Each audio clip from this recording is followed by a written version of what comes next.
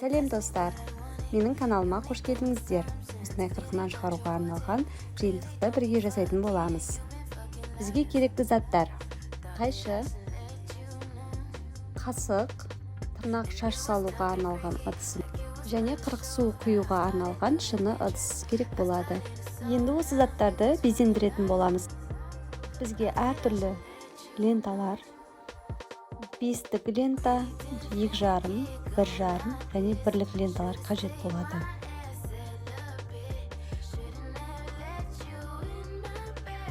Жиынтығымыздың түсіне байланысты үкі, ою немесе гүлдермен де безендіріп жасауға болады.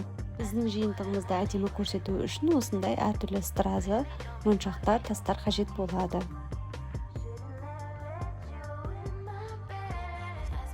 Ине жіп, зажигалка, қайшы және ыстық крей қажет болады. Қасығымызды безендіре бастаймыз. Ол үшін бізге бестік лента қажет. Біз бестік лентадан бантик жасаймыз. Бантиктің көлемінде өзіңіздің қалауыңыз бойынша жасайсыз.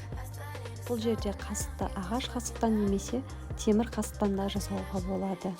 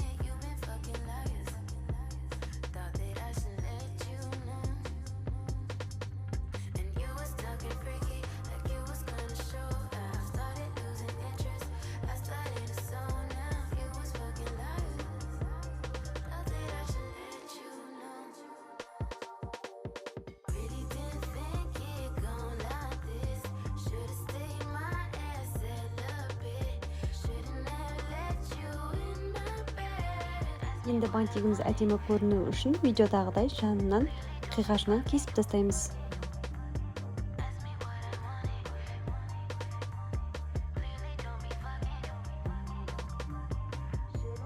Және зажигалканың көмегімен екі жағын қидырып аламыз.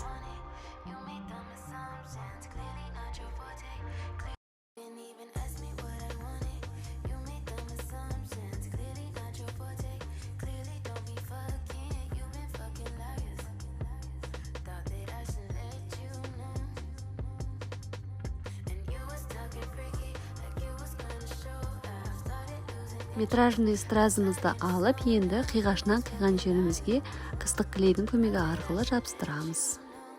Бантигіміз әдемі көріну үшін бұл жерге осындай стразы болмаса, басқа да әртүрлі моншақтарды жабыстыруға болады.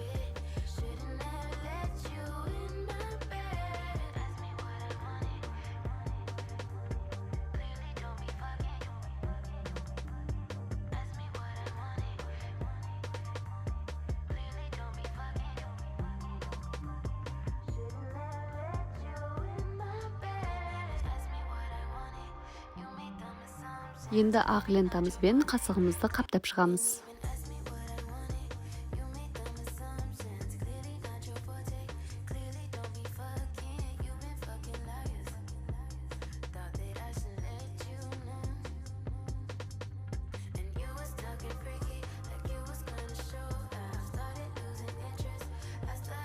Енді клейдің көмегімен астыңғы жағына қарай үкімізді жабыстырып жібереміз.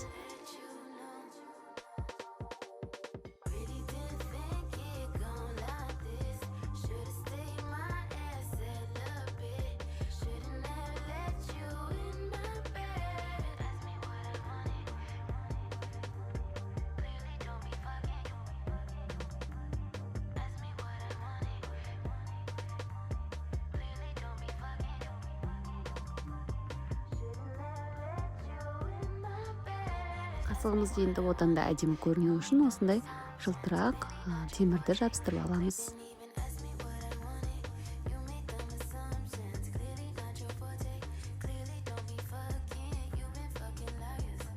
Енді астыңғы жағына жарты моншақтарымызды жабыстырамыз. Бұл жерге баланың да есімін жазып қоюға да болады.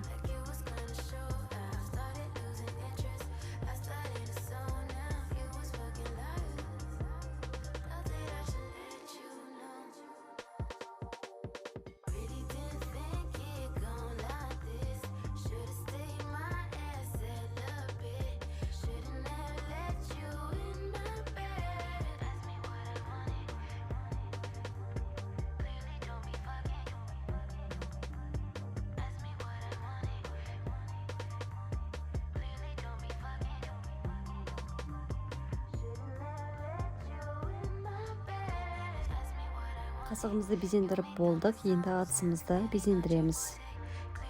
Мен осындай суреттері бар лентаны таңдадым.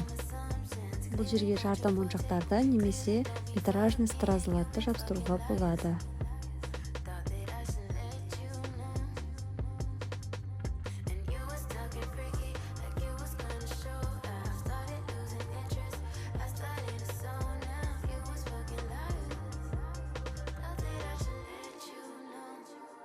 Енді кілеме оюымызды жабыстырамыз. Бұл оюдың орнына померанный қағаздан жасалған гүлдерді жабыстырып безендіруге де болады.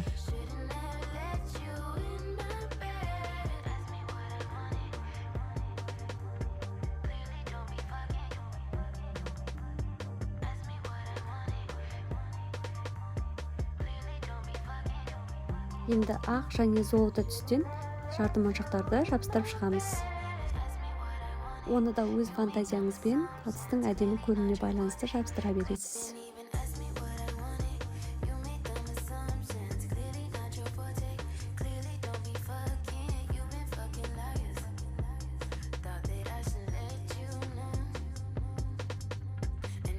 Міне біздің 40 қасы су құятын ыдысымыз дайын болды. Енді қайшыны әдемілейміз. Менің таңдаған түсім розовый болғандықтан мен қайшыны розовый түспен қаптап шықтым. Қайшыны қаптамай тек бантик жабыстыруға да болады.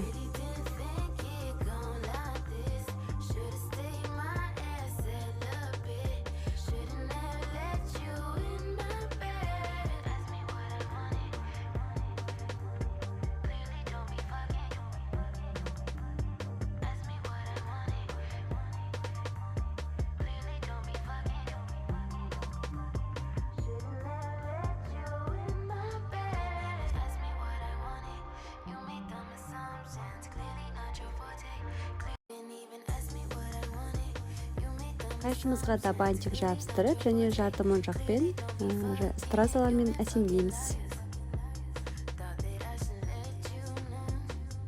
Баланың шашын және тырнағын салатын ыдысты өзіңіздің қалауыңыз бойынша таңдайсыз. Мен осындай бузиночканы таңдадым.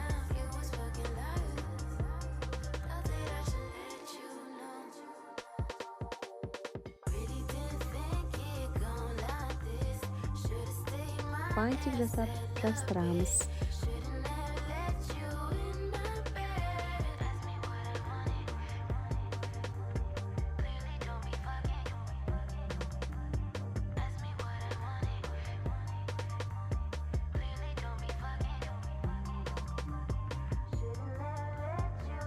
Біздің ыдысымыз әдемі көріну үшін метражный стразадан қиып қақпағына жабыстырып қойдым.